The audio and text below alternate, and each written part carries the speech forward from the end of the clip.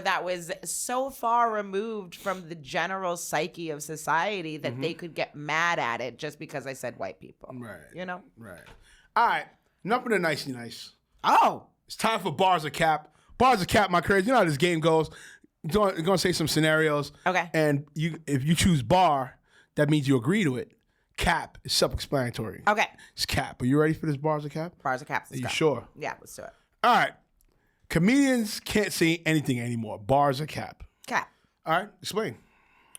Say whatever you want. You just got to write it well enough. All right. And what's no? Expound on that.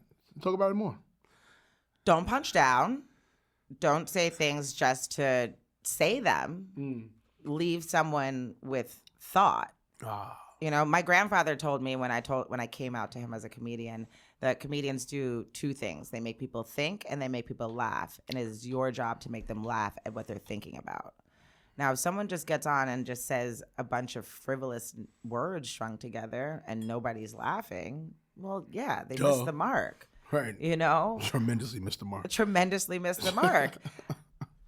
You can say the things, but we also have to understand that we don't live in a world without consequence. So you can say whatever you want. You can do whatever you want.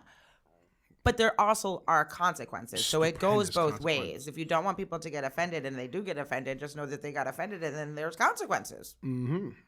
Write well enough to avoid consequences. All right. Let's go to the next one. Offended audiences are just a sign the joke wasn't funny. Bars of Cap. That's a little tricky. Based on what we just talked about maybe a couple minutes before, not just that, my creators, but if you rewind it back, that's tricky. That's really tricky. That's tricky. Because how do you know the audience is offended? Oh, because they're not laughing? But then again, hold on. But if they are laughing and they still get offended because the society does that stupid shit. Right. So that's hard. So what's your take? What say you? You can't be on the fence. It got to be one or the other. Okay. What was the question again? Okay. Offended audiences are just a sign the joke wasn't funny. Bars of Cap. I'll say bars. Okay. Explain on that. I'll say bars. Because if they're laughing, they don't have enough time to really be offended. And laughing is an involuntary response to something heard or seen. Right. So if they're offended, then that means that there has been too much room on the table left for them to think without you bringing them to your point. I want to segue. Do you feel comedians are documentarians, but with a mic? Yeah, documentarians, Yeah, philosophers. and all that. You know what I'm saying? Because documentary directors and stuff like that, their goal for their documentary is to mesh the intellectual tie and emotional tie. So in that kind of sense, for comedians, would we say agree? It's kind of the same. Yeah, and like jokes encapsulate time. You know what I mean? Like you'll hear a joke and you'll know kind of what time. Some jokes are timeless, but some jokes, they live in that pocket and they're highlighting that pocket of society at that state and time, So yeah, it's a capture of history. All right, that's what's up. I already know what your answer is going to be with this, so I'm going to ask it anyway. Social media made everybody think they're a stand-up comedian. Bars of Cap, definitely a bar and a half. Bars. Speak on that. Funny people exist everywhere. Funny people are literally everywhere. Stand-up comedians are built and grown. Yeah. So, we all now have a camera. It didn't always be that way. We used to say things like, take a picture, will last longer. Now people can just be like, yeah, sure, no problem. So it's given access to a lot of funny people. They are definitely allowed to be funny people on the internet, but I think that that's when we need to make sure that we are siloing things. You're a funny person on the internet versus a stand-up comedian. All right. Comedians today are under more pressure than news anchors. Bars of Cap. That's definitely a fucking bar. That's a bar. That's a stupendously fucking bar. That's a bar. That guy said that homeless people should just be like killed or murdered on Fox News and nothing happened to him. But God forbid, Dara goes, hey. Didn't someone just there's a Charlie Kirk joke and they got, I have a Charlie Kirk joke and I'm scared to kind of do it. really want. I mean, I've done it, but but it's just I shouldn't feel like that is a problem for me to say something when you have these newscasters saying whatever they want and people are relying on them for information. Going off the shits. No one should be relying on charts. information from me. Yes, I am sharing the information, but I'm your trusted source. It's crazy. Crazy life. Crazy life. It's crazy. All right. Being funny online is harder than doing stand-up. Bars or cap? Cap. Fucking Super cap. Let's go. Let's go. Absolutely cap. Yeah, let's go. You can be funny in your living room. Your cat is laughing internally. Maybe, probably not, looking at you like, what are you doing? But we live for the applause. We live for the ha-has, and unless you know how you were, saying before, reading the energy of the room, really understanding your audience, doing enough reps to know how to do that, you can't do that in your living room. Right. Validity is random, not talent. Bars or cap? What is? No, it's validity is random, not talent. Bars or cap? Validity is random. Uh-huh. Not talent. Bars or cap? Ooh, that's a tough one. Oof. God. Well, what makes things valid? Where's the validation coming from? I know. That's a good. Because there's many people whose mamas tell them that they are funny and that they should do something, and that's not necessarily talent. So who's doing the validation? That's my question. So what are you selecting? Are you going cap? I'll go cap. You want to go cap? All right. Well, you already explained it.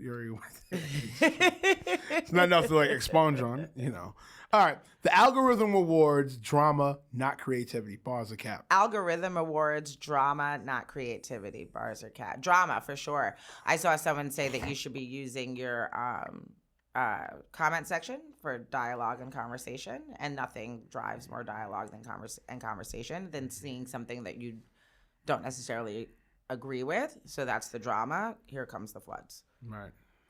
I can put up something funny and someone will be like, aha, scroll. Yeah. Nobody cares. Yeah. The things that I care about the most that I post, nobody cares. The things that I think are just stupid, and people are like, oh my God, that was amazing. Yeah. Like, what? Bastard.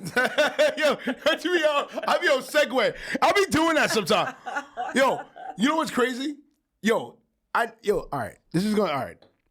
So this year probably is my first year of content creation and me posting online and everything.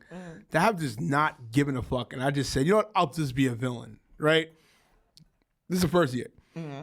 You follow me on Facebook. Mm-hmm. You know how I give it up on Facebook. Mm-hmm. Like Facebook, I'm really like going ape shit versus Instagram and Twitter, right? Mm-hmm. I'm pretty political on Instagram and Twitter. But Facebook is where, here comes the ugly truth. Here comes this. La da da da da. Shut the F up. Who cares? La. Yeah. This year alone, I think I've been clapping back so much this year. Really? To a point, one clap back kind of got me. It didn't get me in trouble, but I was like, all right. I got a call because of the clap back. You had to clean up the clap back? No, it's still on my page. Okay. Still on my page. Come on, Dara. You know me very well. No. I've died on many hills. I didn't think you deleted it. I thought you called to clear up the No. I got called about it. Oh, you got called. Yeah. Well, you know. There's a lot to clap back to right now. Oh, tremendously amount. I have been protecting my peace. Right. So I only clap back when very necessary. Yeah, right. Yeah, listen, I died on many hills. It is what it is. Yeah. Died on many hills in this industry. It's all right. They'll be fine. Yes. And so will you. So a good meme is worth more than a marketing degree. Bars or cap. A good meme is worth more than a marketing degree. Shout out to the ReemoMeerak brand team. We be fucking wilding in the meetings with this shit. A good meme. You know what? I mean, I hate to say it, but bars in certain ways. I mean, why? Even when we were listening to the things that they were saying at Adweek, I mean, the words that I'm hearing. They were going. There were a lot of gems, but literally those people went to school for marketing, and then they are relying on influencers and AI now. So where is that going to take us in several years if AI is going to be the person who's coming up with experiential marketing experiences for people. It's crazy. And they'll probably be able to get some kind of robot to do, whatever it is, and then just send it to an influencer who's going to make a video about it, and then there goes your marketing budget. Like, if that's where we're going, then I don't know if we really need any more marketing degrees. All right.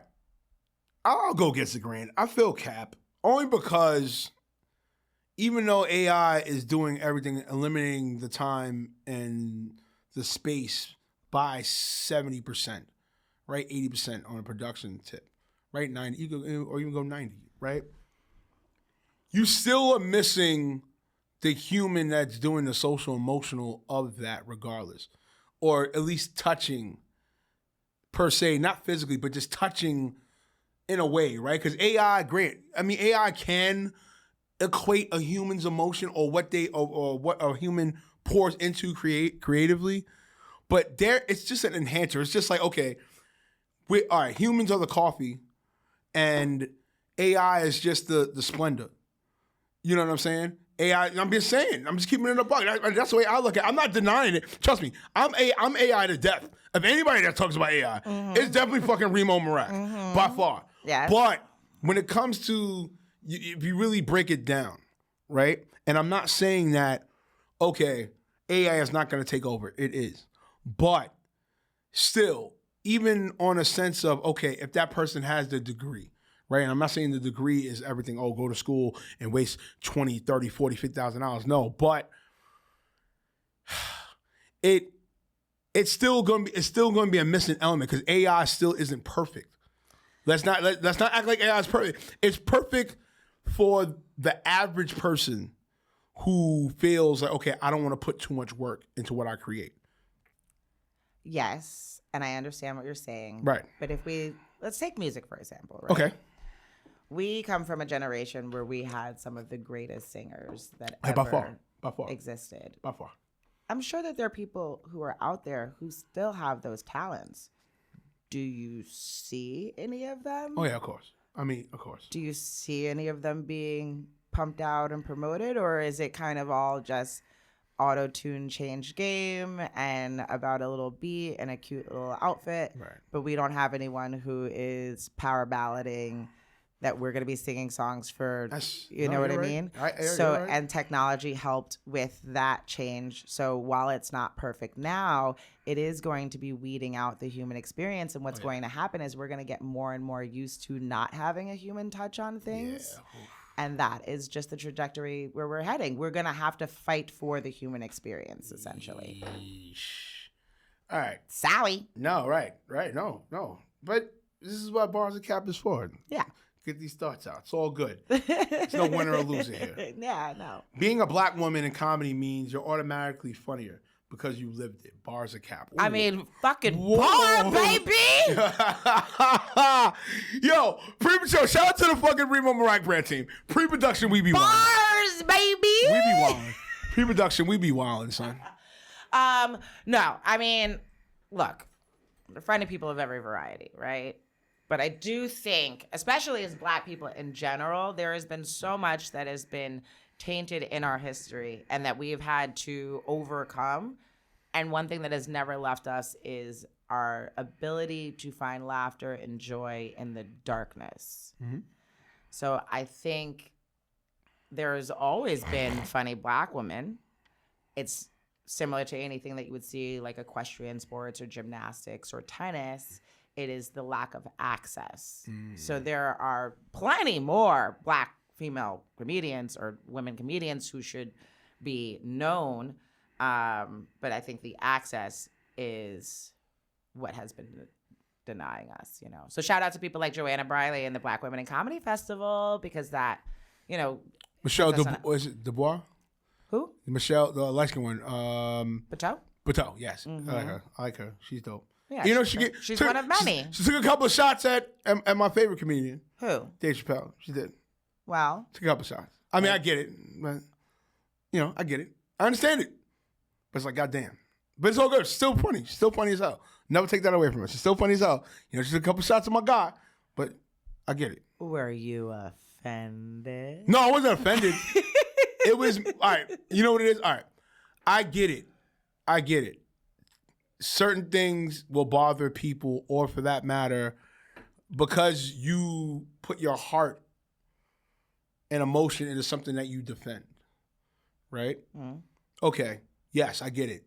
It's going to speak. Or for that matter, it's going to, in a way, you'll dismiss, or for that matter, you will not care of a greatness of someone regardless because of something that they're saying is bothering what you heavily defend, right? So in regards to Michelle, right? I get it. Yes, you're pro gender or pro transgender or pro life or whatever the case may be, or however you would say that politically, right? But to think that, okay, Dave Chappelle isn't talented because he said a certain joke in a certain way or whatever. Did she say that? No, the shot that she took at Dave was like, oh, well, you're just not showing that you're growing in life or whatever. I forgot it was on the Breakfast Club. She had said something in order that, like, basically saying like, okay, because he keeps saying those jokes, those type of jokes, right? It means he hasn't grown up in himself as a man or whatever. And for me, it's just like, all right, but this is why I came back earlier. We talked about comedy and a positive comedy. I said, but that never was the case. You know what I'm saying? Of a comedian checking another comedian because you knew of the culture, or you knew of the, what's the best word? I'm trying to say it in the best word. You knew of the energy of it. You know what I'm saying? That's like pretty much like with actors, right? You and I are actors, right? And in a scene, you let's say you overdid it, right? In the scene. But because I'm with you acting as an acting partner, you know what I'm saying? I'm going to go on a platform, a big platform. I'm going to go say what I felt about it, which I feel is whack. So you think she broke comedy code? For me, in a way, yes. I feel that because at the end of the day, for y'all as comedians, I'm saying, even though I'm on the outside in, but still as an entertainer, regardless, you're not really going to, I get what you're saying. Like, if you feel political about something, right? Cool. I'm not saying you don't have a right to say what you feel or say it the way, but in the same token, if you understand the code of being a comedian. Well, what should she have done? Not told her truth? I'm not saying not tell truth. I just feel in that instance of, because of the platform for what it was that you said it at. You know what I'm saying? But that was the platform that asked her. I don't think they didn't ask her directly. I think what they asked her was, because I forgot what stand-up, she had kind of took a shot at Dave, right? So they just asked her, and that's just like, why you feel against Dave. You know what I'm saying? Or feel a way against Dave. Yeah. You know what I'm saying? And for me, as black comedians, you know what I'm saying? You wanted her to have a little more camaraderie. Yeah. You know what I'm saying? And I'm not, listen, I want it to be very understood.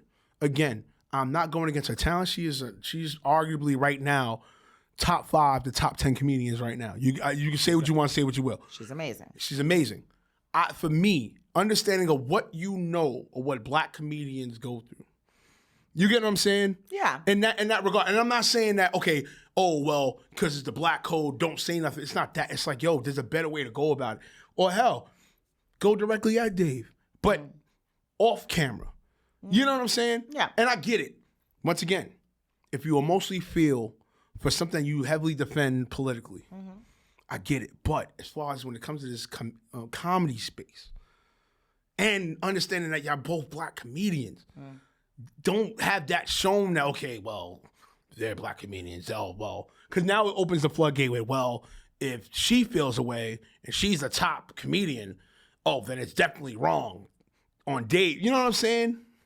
I mean, I know you're going to disagree with that. I love that you think that people care that much about what black women have to say. No, I love that. No, I mean, we just went through an election where 92% of us have been screaming to the hills, and nobody cares. But it's a difference as far as entertainment to politics. I'm just saying, I get what you're saying politically. Yes, politically, black women are not heard at all. At all, right? But as far as in this space, as far as entertainment space and going on platforms and saying of certain things, right? And the way our society takes things in, regardless of however they get it done or get the job done, and not saying that she's leading something for Dave to get canceled. No, I'm not saying that. But in the same token, you're giving it ammo. You're giving it room. Because vice versa. Let's say do the role. Let's say the roles are reversed, right? And Dave goes and says away. What are people going to do to Dave? They're going to come at Dave like, yo, our owners going to come at Dave like, bro, chill. That's a black woman. Like, yo, protect the black woman or whatever. Maybe. No, true. I'm just saying. Like, I'm just putting it in its. I watch a lot of black women get torn down, and it's. No, true. I'm not denying. I guess I'm putting it in a more context narrative versus actuality. I feel like for me, I can't have sat here for the last hour and talked about living your truth and speaking it out loud. Yes. And then now say that she was wrong in doing that. Well, I'm not saying wrong. Right. I'm not saying. Right. Yeah. Right. I'm just saying for me right. and how it. Of who you are. Yes. Right. You know, it would feel hypocritical if I was like, well, then she should have never said that. Right. You know? But I understand and respect how you feel. Right. No, right. And like I said, and I'm following it up again. She's top 5, top 10 comedians right now. She is amazing. Top 5, top 10 creatives. Yeah. Because she even does it on the other side with producing and everything. So even on that note, right? I just feel for us. Us. Right here. Us. We definitely have to stick together. And there's that, you know, family in-house business, you know, that we have always been raised. And, you know, I would like to see some equal opportunity with the tearing down. You know what I mean? These white men are running rampant, and I need more people to talk about them. No, true. No, they all, no. Trust me, no. They out here acting They all wilding out. They all wilding out. Trust me, I'm not afraid to get at them and let the Ruger spray at them. No, of course. Yeah. I just want it to be equal opportunity. No, of course. But I was just putting it in context because of, you know, what we've been talking about as far as comedians and black comedians as well, and also oriented around that particular scenario. All right. Out of everything that we talked about in Bars of Cap, which one really made you want to reflect about you the most? If you think. I mean, I think this last conversation is really interesting. Okay. You know, because there is that push and pull of, you know, what's to be said out loud and what's not to be said out loud. And I feel like it's very hard, especially as a black woman, to live my authentic truth on public platforms without pissing off somebody on some side. Right. You know? Right. And that's a fear that is fought all the time. So I think that, you know, just you've planted some seeds of what does that look like and what does that mean? You've made me ponder a little bit. Okay. Well, yeah, but like I said, at the end of the day, that's what Cuts is about. That's what this platform is about. I mean, besides just regular degular, you know, interview, which is not in a way it's an interview based, but it's not, because it's a hybrid. I've always felt this platform was a hybrid. Mm-hmm. But it's to show, like, okay, what do these figures really think past them just being a figure? Yeah. Or being a creative. Mm-hmm. You know what I'm saying? Also, to the host himself. You know what I'm saying? The human on the inside. Right. And here, too. This one. Yeah. This one's a little crazier. Yeah, right. This one has great intentions. right. Then this, and then yeah, right.